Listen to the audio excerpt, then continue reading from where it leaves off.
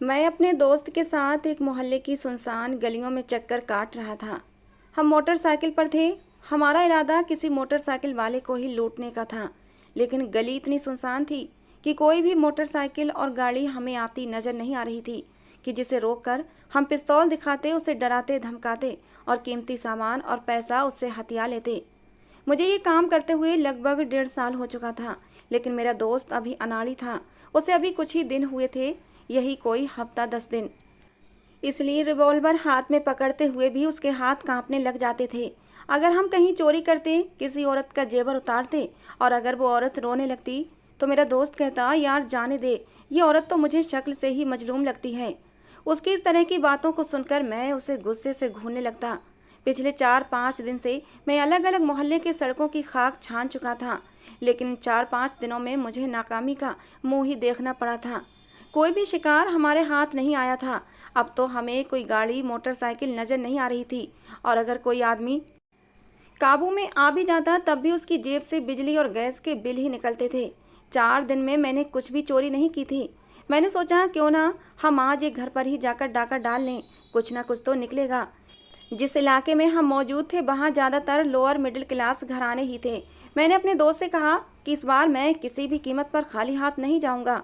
ये सोचकर ही जिस दरवाजे के बाहर हम लोग खड़े थे उसी की दीवार फलांग कर अंदर चले गए। उस वक्त आंगन में अंधेरे का राज था। मेरे हाथ में छोटी सी एक टॉर्च लाइट थी। मैंने वो टॉर्च लाइट जलाई तो ये देखकर हैरत हुई थी कि वो घर तो बहुत ही छोटा सा था। आंगन में 2 चारपाइयाँ बिछी हुई थीं, जहाँ पर 2 औरतें लेटी हुई थीं। मैंने अपने दोस्त से धीरे से सरगोशी की कि सबसे पहले इनके कमरे की तलाशी लेते हैं, जो कुछ भी होगा कमरे में होगा। धीरे से चलते हुए हम उस घर के कमरे में चले गए थे। कमरे में एक पुराना सा पलंग पड़ा हुआ था और लोहे की अलमारी रखी थी, जिसमें चाबियां भी लगी हुई थीं। मैंने अलमारी खोलकर देखा तो बिल्कुल खाली थी। कपड़ों के अलावा वहाँ कुछ भी नहीं था। मैंने सारे कपड़े उठा उठाकर जमीन पर फेंक दिया था। एक एक चीज देख ली थी, लेकिन अलमारी में से कोई भी कीमती चीज नहीं मिली थी। ये देखकर मैं फिर से मायूस हुआ था, लेकिन मुझे अब गुस्सा भी आने लगा था। इसी तरह मैं दूसरे कमरे में भी गया। हर चीज तहस नहस करके रख दी थी, लेकिन एक फूटी कौड़ी भी नहीं मिली थी। अब तो मेरा खून गुस्से के मारे खौल उठा था। 4 दिन से एक भी चोरी नहीं की थी। पता नहीं लोगों में इतनी गरीबी क्यों छा गई थी। घर में कुछ था ही नहीं कि जिसकी चोरी की जाती। जैसे ही मैं कमरे से बाहर आया तो आंगन में चारपाई पर बैठी औरत को देखकर चौंक गया था। वो औरत लगभग 50 साल की उम्र की थी, जो चारपाई पर उठकर बैठ चुकी थी और आंखें फाड़े हमें ही देख रही थी। उसके बराबर में सो रही लड़की अब भी गहरी नींद में थी। 4-5 दिन से मैं नाकामी का मुंह देख रहा था। मुझे न जाने क्यों उस बुढ़िया पर गुस्सा आने लगा। मैं उसके पास गया। मैंने कहा, जल्दी से खड़ी हो और सोना चांदी पैसा घर में जो भी है लाकर मुझे दे दे। मेरे ऊंचा ऊंचा बोलने पर वो लड़की भी उठकर बैठ गई थी। शायद इस बुढ़िया की बेटी थी। मैंने टॉर्च लाइट जब उसके चेहरे पर डाली तो मेरे होश उड़ गए थे। वो लड़की तो बेहद खूबसूरत थी। यूं हम दोनों को अपने घर में देखकर वो भी बहुत ज़्यादा डर गई थी। कम उम्र थी, 17-18 साल की लड़की थी। मैं धीरे धीरे कदम उठाता उस बुढ़िया के पास आया। जेब से पिस्तौल निकालकर उसके सर पर रख दी। ये देखकर वो लड़की चीख पड़ी थी। कहने लगी, भगवान के लिए मेरी माँ को कुछ मत करना। मैंने उस बुढ़िया से कहा कि जल्दी से अपने घर में जो भी सोना चांदी पैसा है मुझे ला कर दे, वरना मैं तुम दोनों को गोली से उड़ा दूंगा। मेरी बात सुनकर बुढ़िया रोने लगी। कहने लगी, बेटा मेरे पास कुछ नहीं है, हम तो खुद गरीब लोग हैं। बड़ी मुश्किल से अपनी रोजी रोटी का इंतजाम करते हैं। जो कमाते हैं वो रोज ही ख़त्म हो जाता है। मैंने कहा, खबरदार, जो तूने मुझे अपनी गरीबी के दुखड़े सुनाने शुरू किए, मैं खाली हाथ तेरे घर से हरगिज नहीं जाऊंगा। मैंने पिस्टल उस बुढ़िया औरत के सर पर तानी हुई थी और वो लड़की ये देखकर बहुत ज़्यादा डर चुकी थी। डर के मारे थर थर काँप रही थी, साथ ही साथ रो भी रही थी। वो औरत कहने लगी, मेरे पास कुछ नहीं है।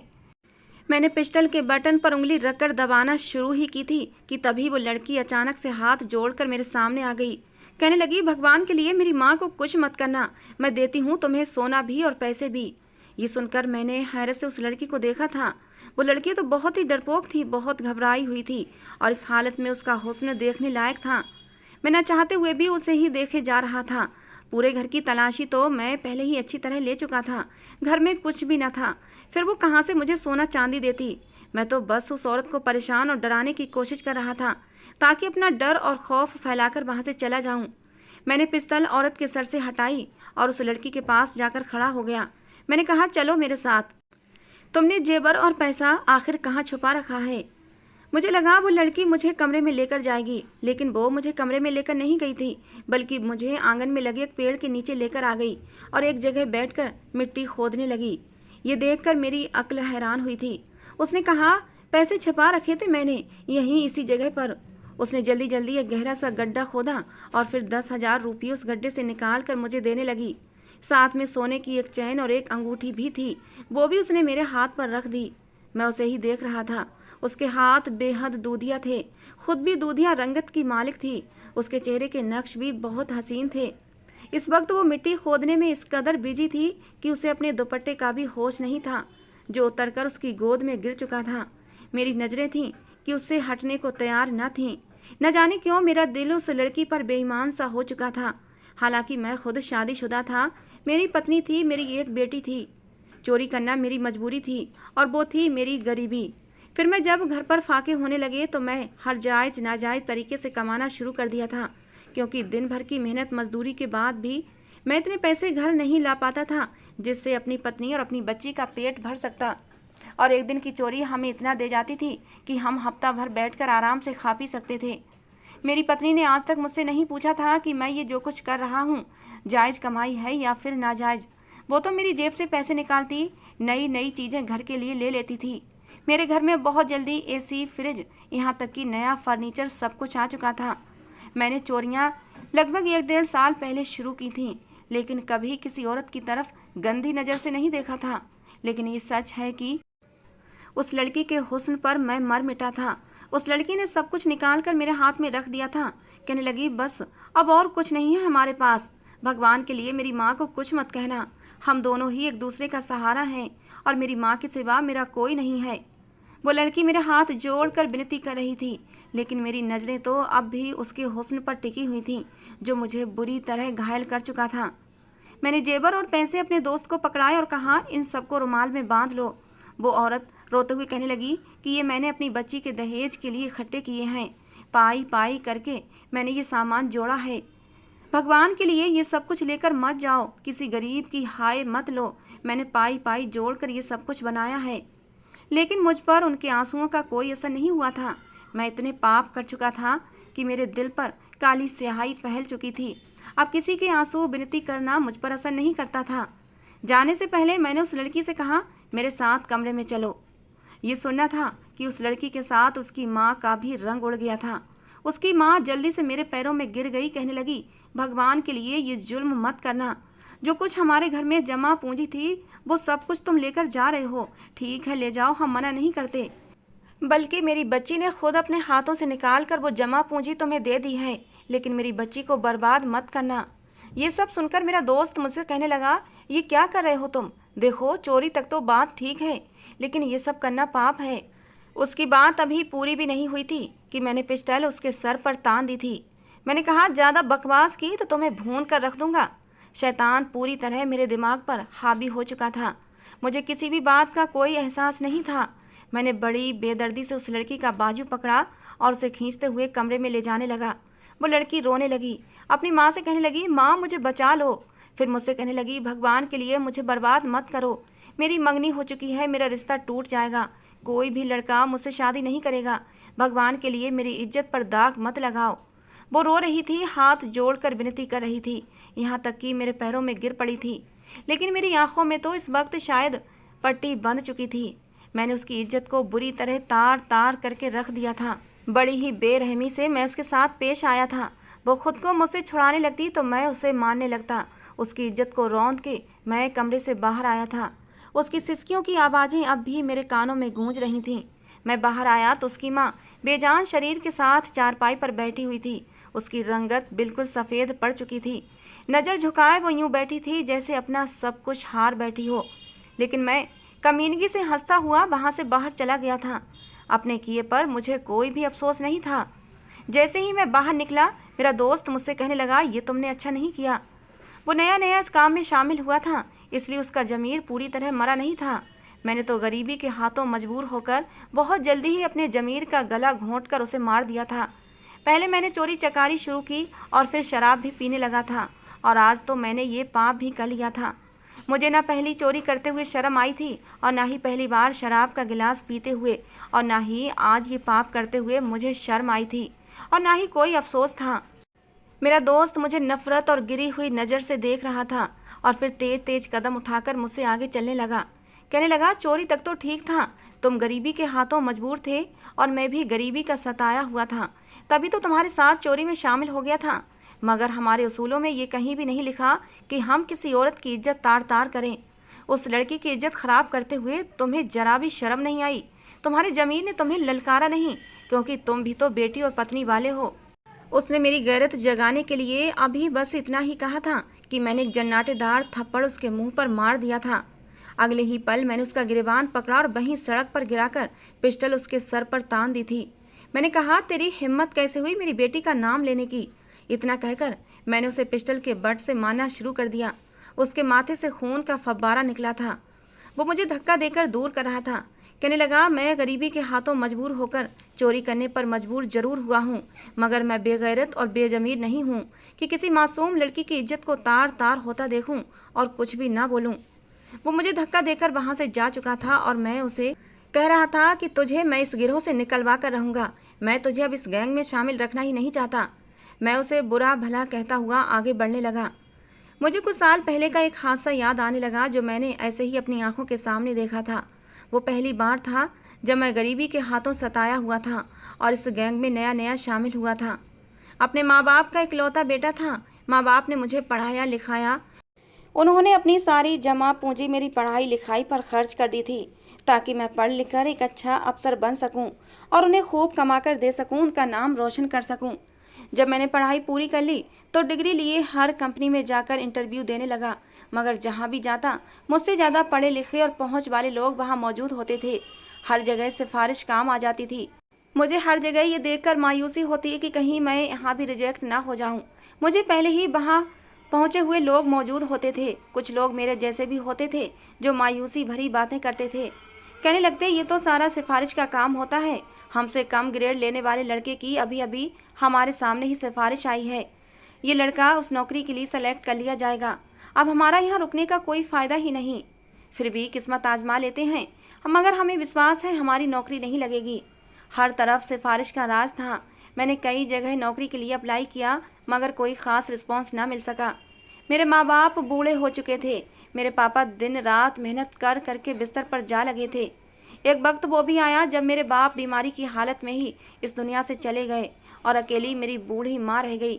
माँ ने अपना जेवर बेचा और मुझे दुकान खोलने के लिए कहा। मैंने किराने का एक स्टोर खोल लिया था। उन्हीं दिनों मेरी माँ ने मेरी शादी करवा दी थी। मेरी पत्नी बड़ी ही अच्छी लड़की थी। पढ़ी लिखी नहीं थी, इसलिए ज़्यादा समझ नहीं रखती थी, मगर उसने बच्ची की परवरिश बहुत ही अच्छी की थी। एक दिन बीमारी की हालत में मेरी माँ भी चली गई। मैं इतना नहीं कमा पाता था कि अपनी माँ का अच्छे से इलाज करवा पाता। दिन ब दिन डिप्रेशन और टेंशन ने मुझे जकड़ रखा था। एक दिन जब मैं सुबह सुबह उठकर दुकान जाने लगा तो मेरे होश उड़ चुके थे, क्योंकि मेरी दुकान का ताला टूटा हुआ था। जब दुकान का शटर खोल कर देखा तो मेरा पूरा शरीर कांप उठा था, क्योंकि दुकान पूरी खाली पड़ी हुई थी। एक सिक्का भी मेरी दुकान में मौजूद न था। सारा सामान चोरी हो चुका था और मैं कंगाल हो गया था।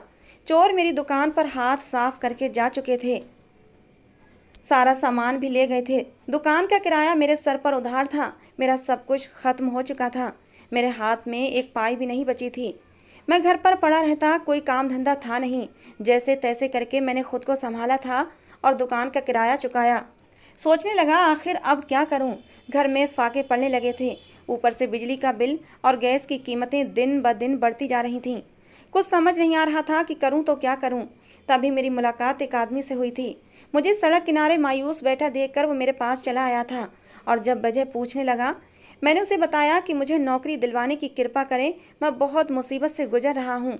मेरी हालत को देखते हुए उसने मुझे नौकरी दिलवाने का वादा किया था और फिर अपने साथ ले गया। लेकिन मुझे पहले ये नहीं पता था ये लोग मुझसे क्या काम करवाएंगे। वहाँ जाकर मुझे पता चला कि ये लोग मुझसे चोरी चकारी करवाना चाहते थे। मेरा ज़मीर फ़ौरन जाग उठा था। मैंने मना कर दिया। मैंने जब बीवी बच्चों को भूखा देखा तो फिर मजबूरन उनके पास दोबारा चला गया। मैंने कहा कि मैं भी छोटी मोटी चोरी कर लिया करूँगा, मगर इससे बड़ा पाप कभी नहीं करूँगा। वो लोग मान गए थे। मेरी पहली चोरी थी जब मैं उनके साथ एक घर में गया था। उन्होंने वहाँ एक लड़की के साथ ऐसे ही जुल्म किया था जैसे आज मैंने किया था। मैंने ये जब मंजर देखा था तो उन्हें गाली गलौज देने लगा था और घर से निकल आया। मगर वो लोग कहने लगे, अभी तुम इस मामले में नए नए हो इसलिए ऐसा कर रहे हो, जब तुम्हें आदत हो जाएगी तुम्हें ये सब कुछ नॉर्मल लगने लगेगा। और फिर वाकई मुझे इन सब चीज़ों की आदत हो चुकी थी और आज पहली बार मैंने ये सब कर भी लिया था। मैं बहुत खुश था। एक तो उस खूबसूरत लड़की के साथ रात रंगीन की थी, ऊपर से मेरे हाथ में 10,000 रुपये, सोने की एक चैन और सोने की अंगूठी भी थी, जिसे देख देख कर मैं खुश हो रहा था। मैं वो सामान लेकर अपने घर की तरफ बढ़ रहा था कि सुबह जाकर चोरी के सामान में से 10% सरदार को दे दूंगा, क्योंकि हम अपनी चोरी का सामान का 10% सरदार को दे दिया करते थे। लेकिन सरदार का फ़ोन आ गया। सरदार ने हम सबको अभी रात को ही अपने पास बुलाया था। कहने लगा, आज महीने का पहला हफ्ता है और हमेशा की तरह तुम लोगों ने जो भी कमाया है उसका 10% सरदार के पास रखोगे। मैंने भी जो कमाया था वो लिया और सरदार के पास चला गया। यह हमारा एक खुफिया अड्डा था जहाँ पर इस वक्त हम 20 लोग मौजूद थे, जो अलग अलग गिरोह की शक्ल में लोगों के घरों में चोरियाँ किया करते थे। मैंने आज जो कुछ कमाया था उसमें से कुछ हिस्सा सरदार को दे दिया था। सरदार देखकर खुश हुआ था। जब मैंने घड़ी में समय देखा तो काफ़ी देर हो चुकी थी। रात के 3:30 बज रहे थे। मैंने जल्दी से मीटिंग को ख़त्म किया और फिर घर की तरफ जाने लगा। न जाने क्यों मुझे आज कुछ अजीब सा महसूस हो रहा था, जैसे कुछ गलत होने वाला है या फिर हो चुका है। इस बात में कोई शक नहीं था, आज मैंने जो कुछ किया था वो आज से पहले कभी नहीं किया था। चोरी चकारी, मार, लूट, शराब और सिगरेट तो जैसे मेरे लिए आम बात थी, मगर जो कुछ मैंने आज उस मासूम और कम उम्र लड़की के साथ किया था इससे पहले नहीं किया था। मैंने अपने दिल को समझाया, शायद ये घबराहट इसी वजह से है। मैंने अपना सारा ध्यान अपनी पत्नी और अपनी इकलौती बेटी रिया की तरफ लगा लिया। मैंने कुछ पैसों से अपनी बेटी रिया के लिए सामान खरीदा और कुछ पैसों से सामान अपनी पत्नी के लिए भी खरीद लिया था। ये मुंबई शहर था और यहाँ पर दुकानें रात गए तक खुली रहती थीं। मैं खुशी खुशी वो सामान लेकर घर की तरफ बढ़ने लगा। मैंने जैसे ही घर के बाहर कदम रखा तो मेरे पूरे शरीर में एक कपकपाहट सी दौड़ गई थी। दिल की धड़कनें इस कदर तेज हो गई थीं, ऐसा लगता था अगर दरवाज़ा खोल दिया तो न जाने क्या कयामत टूट पड़ेगी। मैंने जैसे ही दरवाजे की कुंडी को खटखटाने की कोशिश की तो मेरी जान निकल गई थी, क्योंकि दरवाजे की कुंडी तो कटी हुई थी। ये स्टील का दरवाज़ा था और मैं हैरत से उस मजबूत दरवाजे की कुंडी को देख रहा था, जिसको बड़े ही माहिर तरीके से किसी हथियार से काटा गया था। क्यों, कैसे और किसने, समझने में मुझे कुछ ही पल लगे थे। मैंने कांपते हुए पैरों के साथ घर के अंदर दाखिल हुआ था। मेरी नज़रें ज़मीन पर गड़ी हुई थीं। सर उठाकर घर का जायजा लेने की तो हिम्मत ही नहीं थी। ऐसा लगता था अगर आज मैंने नज़र उठाकर देख लिया तो मेरी पूरी दुनिया तबाह हो जाएगी, मेरा सब कुछ बर्बाद हो जाएगा। पैरों में मेरे जैसे मनो पत्थर बांधे जा चुके थे। मैंने अपने हवास ठीक किए और गहरी सांस लेकर ऊपर उठाकर अपने सर को देखा था। पूरे घर में खामोशी छाई हुई थी। मैंने आसपास देखा, कोई भी नज़र ना आया। मुश्किल से कदम उठाता हुआ अंदर लॉन्ज में दाखिल हुआ था।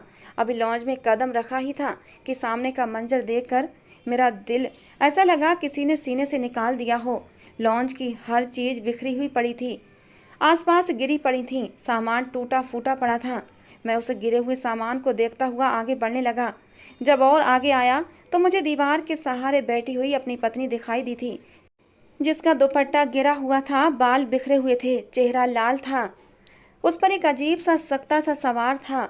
वो एक ही जगह नजरें जमाए बैठी थी। मैं चलता हुआ उसके करीब आया, उसे कंधों से थाम कर कहने लगा, क्या हुआ है ये सब कुछ? ये तुम्हारी हालत कैसे हुई? घर में क्या कोई आया था? मेरी पत्नी सख्ते की हालत में ही बैठी रही। मैं नज़र दौड़ा दौड़ा कर अपनी इकलौती बेटी रिया को ढूंढने लगा, मगर वो मुझे कहीं नज़र ना आई। मैं लंबे लंबे सांस लेकर खुद को संभालने की कोशिश कर रहा था और अपनी पत्नी को झिझोड़ कर पूछने लगा, बताती क्यों नहीं, क्या हुआ है और रिया कहाँ है? मैंने उसे जोर से झिझोड़ दिया था तो वो होश में वापस आई थी। जब उसने मुझे अपने पास देखा तो उसके होश बहाल हुए थे। रोते हुए चीखते हुए कहने लगी, सब कुछ ख़त्म हो गया। वो मुझे बताने लगी कि कुछ घंटे पहले जब रिया और मैं सो रहे थे तो घर में चोर आए थे। वो सब कुछ चुरा कर ले गए। हमारे पास उन्होंने कुछ भी नहीं छोड़ा। हमारा सब कुछ ले गए। हम किसी भी काबिल नहीं रहे। जब मैंने ये सुना तो मेरे पैरों की ज़मीन निकल चुकी थी।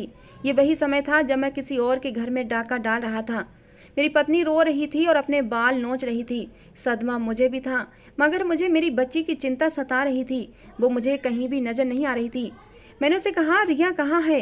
मुझे रिया कहीं भी नज़र नहीं आ रही, कहाँ है वो? पत्नी ने जब ये सुना तो उसे एक बार फिर से सख्ता हो चुका था। उसने मुझे कोई जवाब नहीं दिया और मुंह में दुपट्टा रख कर जोर जोर से रोने लगी। मेरा दिल तो जैसे किसी ने सीने से निकाल लिया था। मैंने चीख कर पूछा, बताती क्यों नहीं, रिया कहाँ है? तो उसने कमरे की तरफ इशारा कर दिया। मैं फौरन उठा और कमरे की तरफ भागा था। हिम्मत करके दरवाज़ा खोला। वहाँ पर कोई भी मौजूद न था। कमरे की हर चीज़ बिखरी हुई पड़ी थी। कीमती सामान चोरी हो चुका था, जो आज तक मैंने चोरी के पैसों से लाकर घर में सजाया हुआ था। कमरे में कोई नहीं था। हाँ, वॉशरूम का दरवाज़ा आधा खुला हुआ था। मैं धीरे से चलते हुए वॉशरूम के करीब आया तो मेरे पैरों के नीचे से ज़मीन निकल गई थी, क्योंकि पूरे वॉशरूम में खून फैला हुआ था। सामने का मंजर मेरी जान निकाल गया था। मेरी बेटी वॉशरूम में गिरी पड़ी थी। उसकी कलाई पर जख्म का निशान था। खून बह रहा था और खून बहने से पूरा फर्श लाल हो चुका था। रिया मर चुकी थी, मगर मुझे तो कुछ भी दिखाई नहीं दे रहा था। मेरे मुंह से आवाज़ भी नहीं निकल रही थी। ये क्या हो गया था? मैंने कांपते हुए रिया की तरफ बढ़ा था। मैंने उसे हिलाने की कोशिश की, उसे आवाज़ लगाई, रिया उठो, देखो पापा आ गए हैं। लेकिन रिया ने कोई भी आवाज़ नहीं दी थी।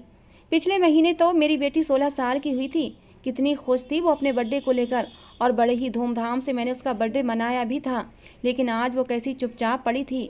मैंने उसे हिलाया जुलाया, लेकिन उसने कोई भी आवाज़ नहीं दी। आवाज़ देती भी कैसे? वो तो इस दुनिया से जा चुकी थी।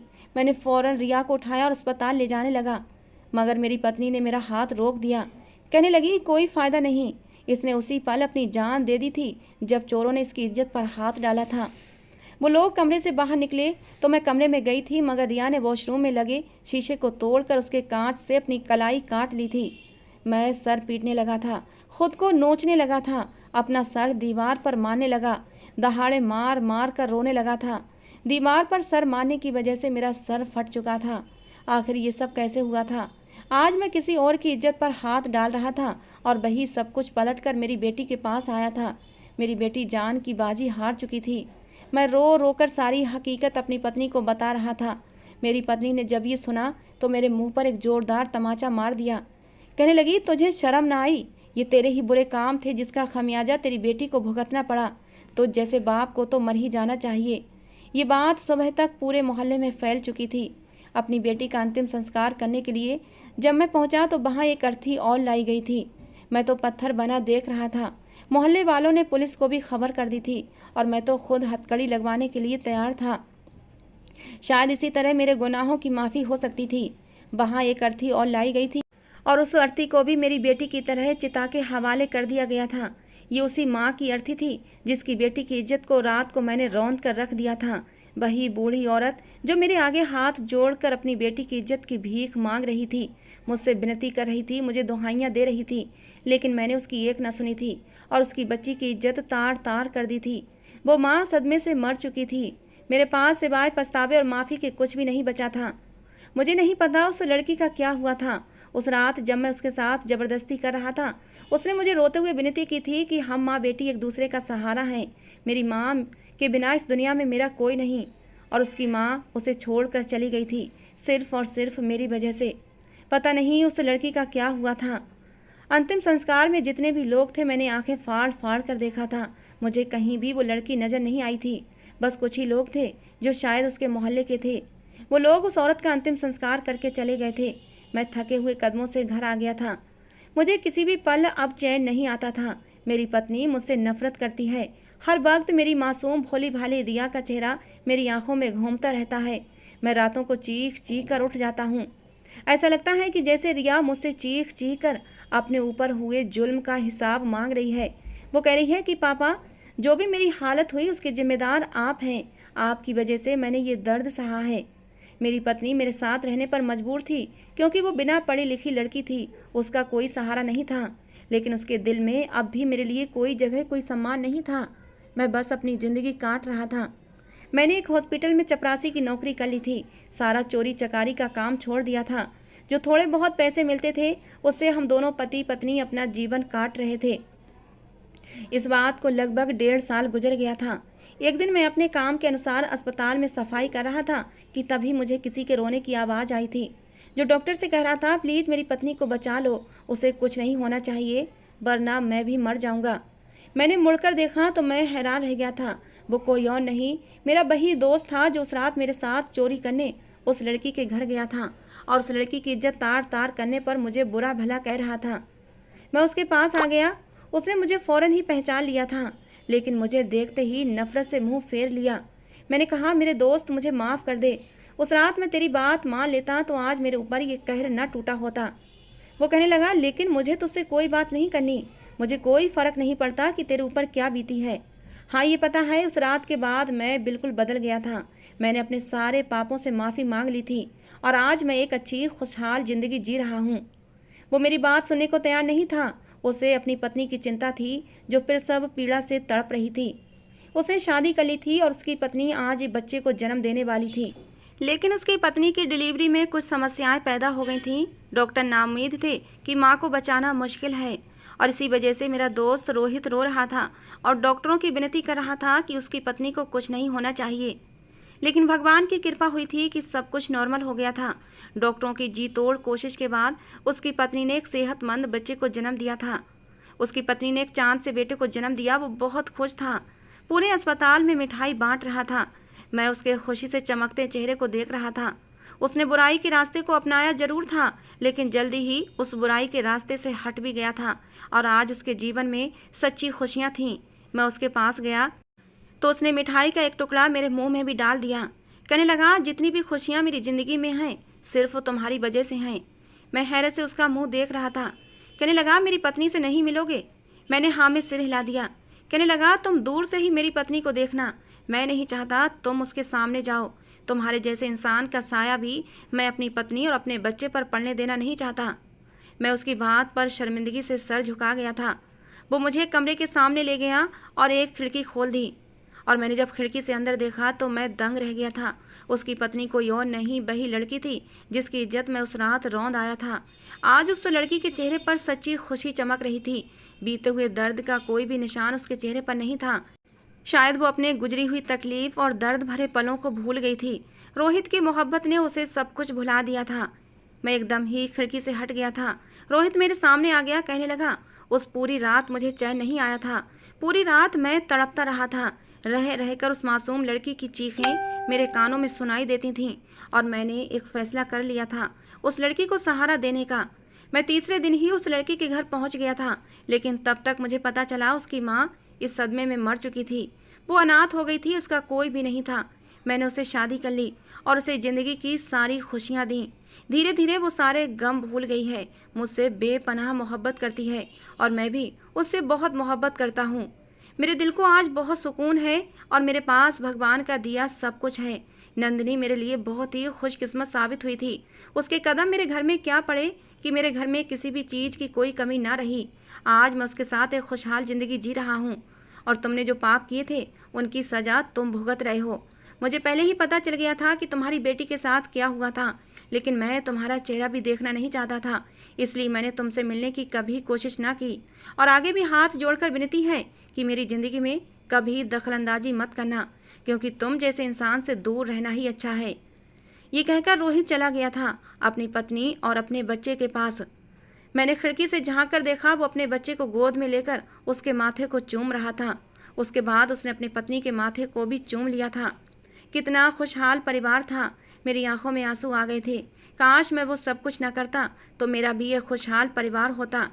मैं थके थके कदमों से अपने घर वापस लौट आया था, जहाँ मेरे लिए कुछ भी नहीं था सिवाय मेरी पत्नी की नफरतों के। दोस्तों, आज की हमारी ये कहानी कैसी थी ज़रूर बताना। पसंद आई हो तो प्लीज़ लाइक करना। रोज़ एक नई कहानी सुनने के लिए हमारे चैनल को भी सब्सक्राइब करना।